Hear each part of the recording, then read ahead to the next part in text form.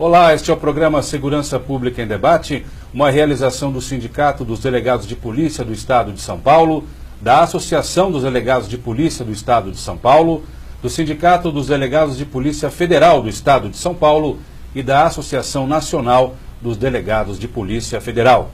Tudo isso com o apoio da ACESP, a Associação dos Canais Comunitários do Estado de São Paulo. No programa de hoje, nós vamos conversar a respeito da prevenção do abuso sexual infantil e prática da pedofilia.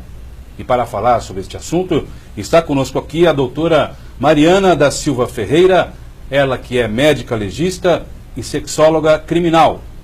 Ao lado dela, a nossa anfitriã da semana é a doutora Raquel Kobashi Galinatti, presidente do Sindipesp, a quem agora eu passo a palavra para que dê as boas-vindas à doutora Mariana. Doutora Raquel.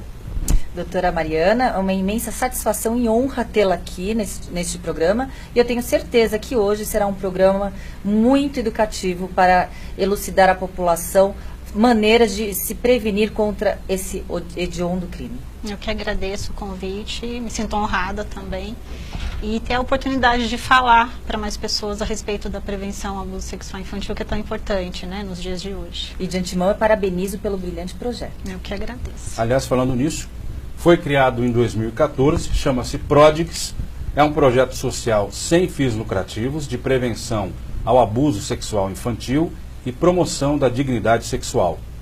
Esse projeto nasceu da extrema necessidade de transmitir informação para os que mais precisam e evitar assim que o abuso sexual aconteça.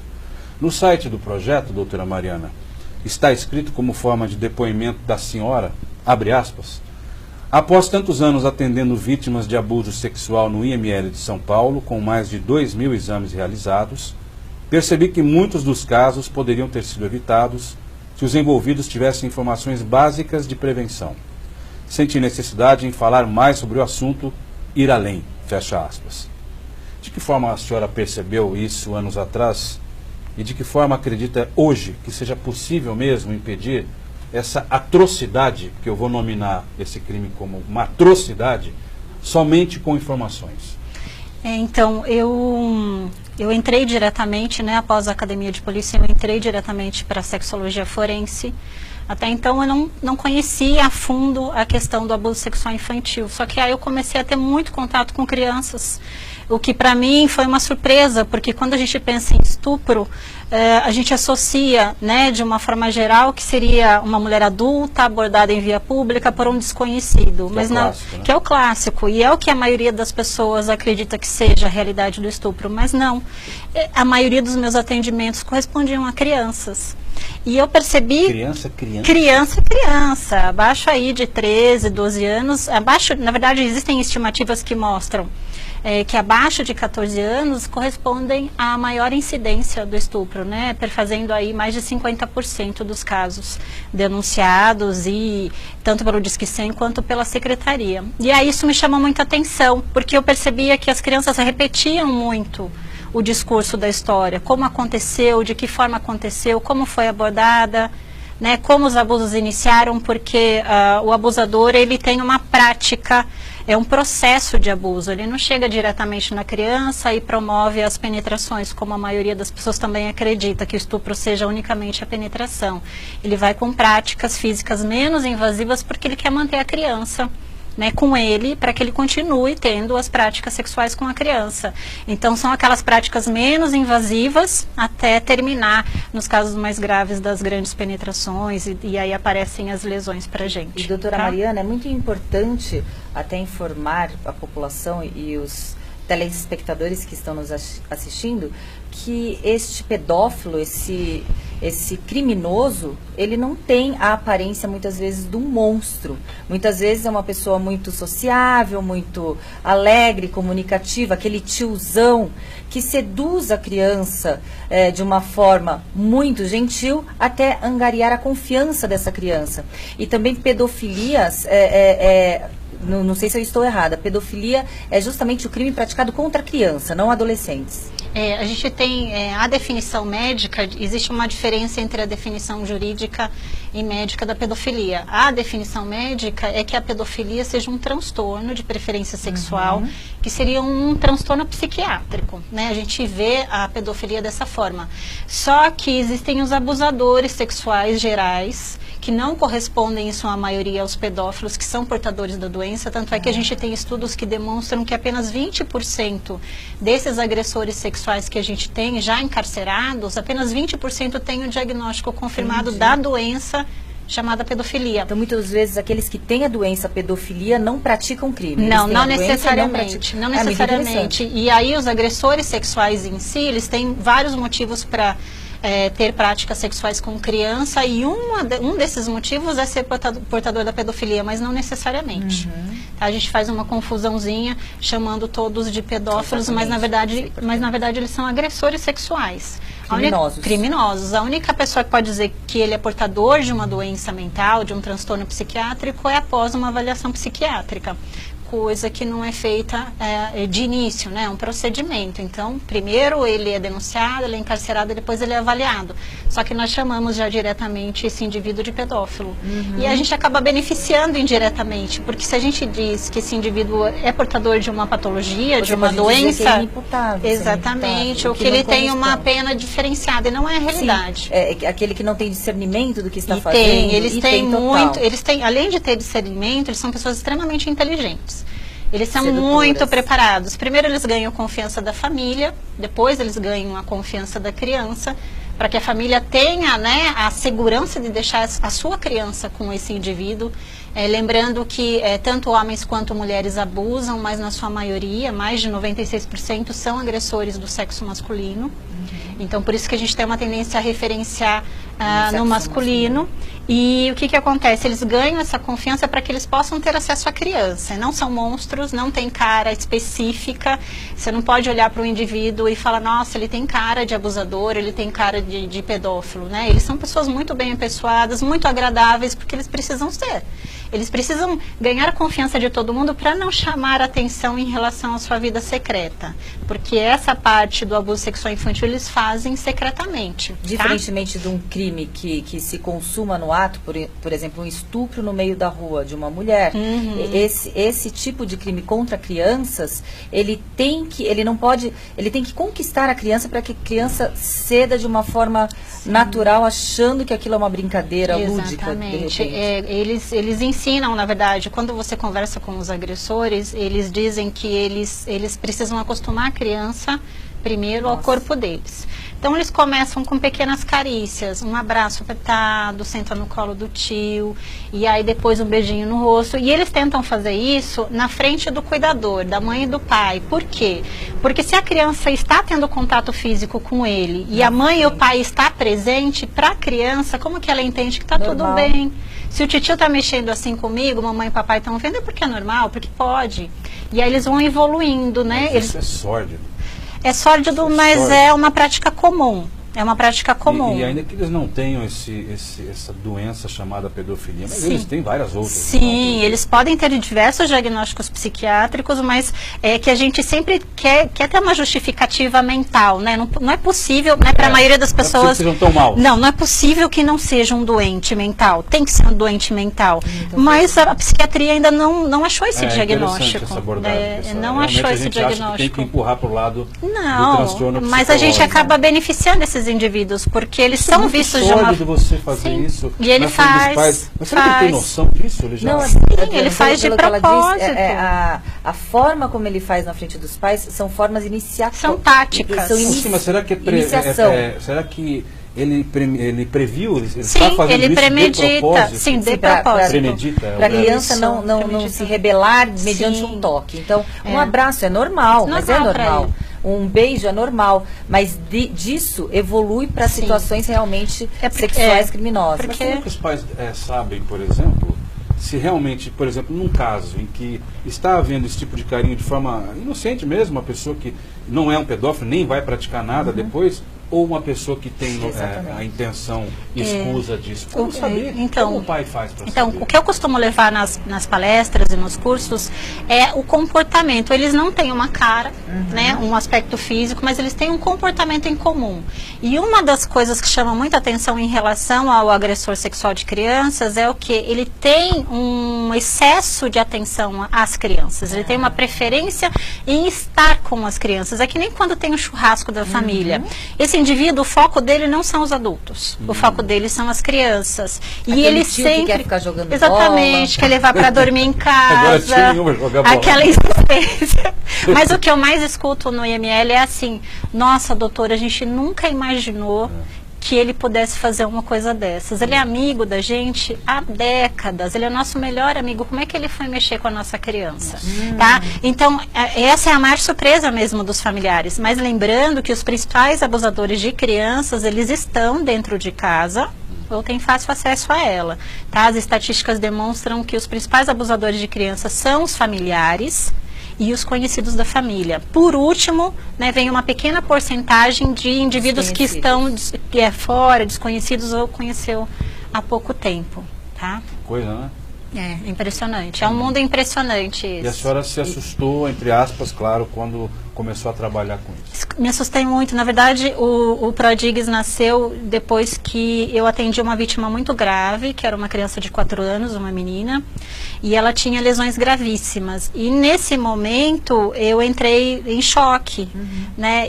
A senhora que é médica legista. Nossa, médica legista também entra em choque, né? Que existe esse mito de que médico e médica não sofre, não tem sentimento e não possa se expor. Mas a gente é gente como todo mundo. A gente sofre, a gente chora, né? Às vezes a gente tem que interromper um exame porque não está aguentando fazer. Mesmo, doutora? É sim.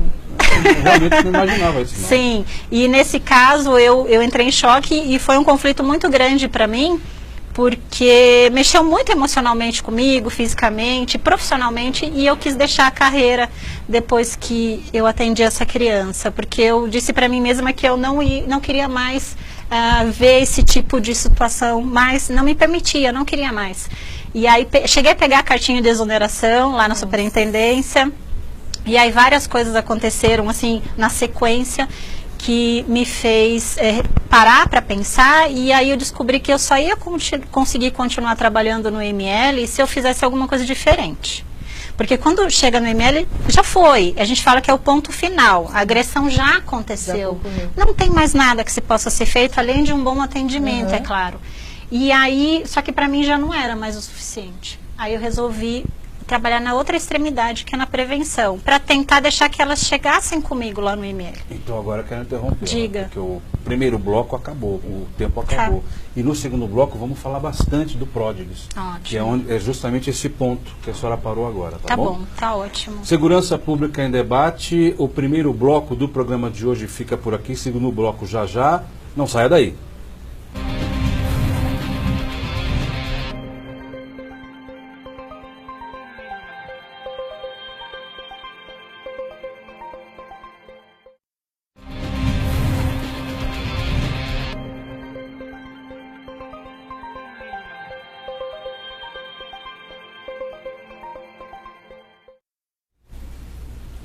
Programa Segurança Pública em Debate, segundo bloco do programa de hoje, em que estamos falando sobre a prevenção do abuso sexual infantil e prática da pedofilia.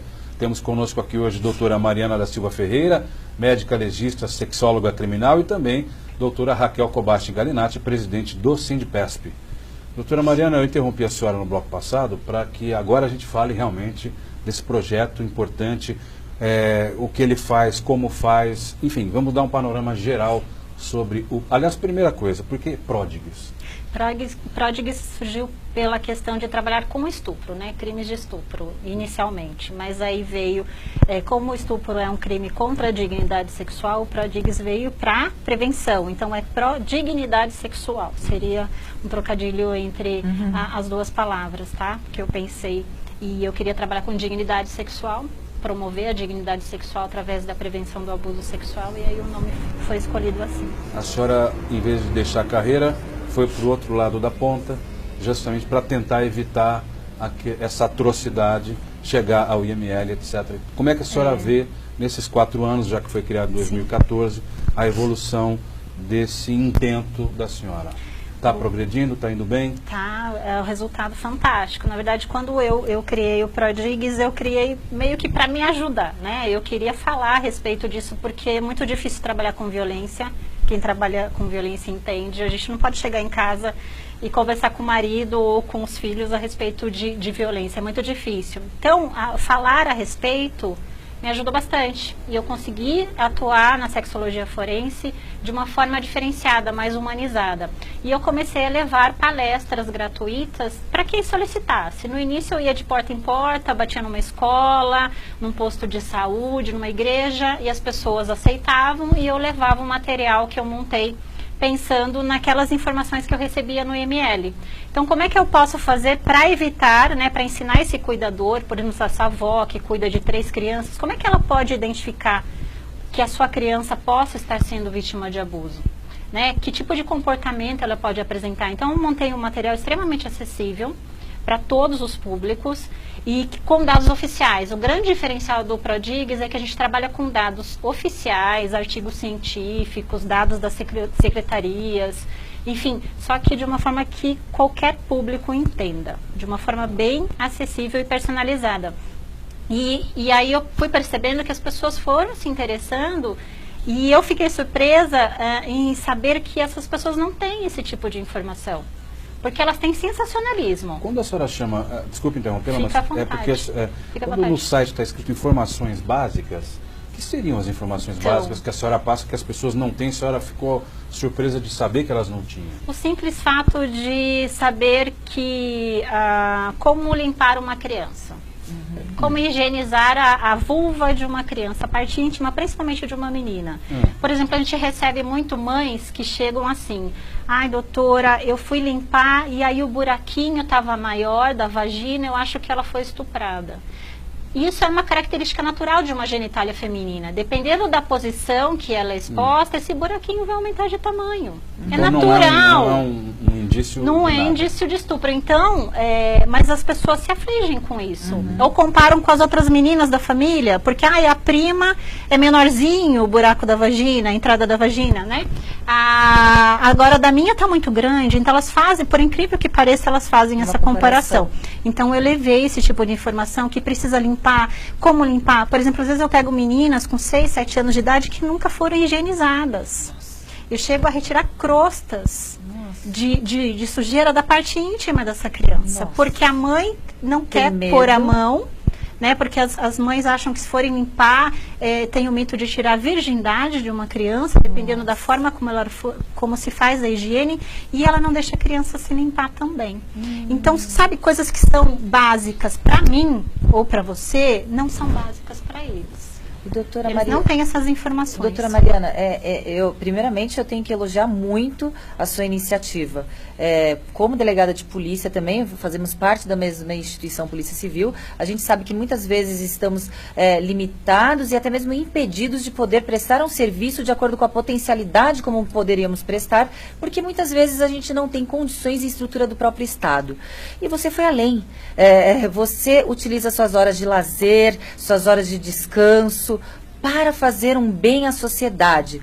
A Polícia Civil, a Polícia Técnico-Científica, eles têm conhecimento do seu projeto? Eles já colocaram, disponibilizaram esse projeto para acesso à população? Porque é um projeto iniciado por uma médica legista que nos orgulha, eu tenho muito orgulho de falar que você faz parte da nossa instituição e que você está fazendo além da nossa obrigação, que muitas vezes é sacrificante.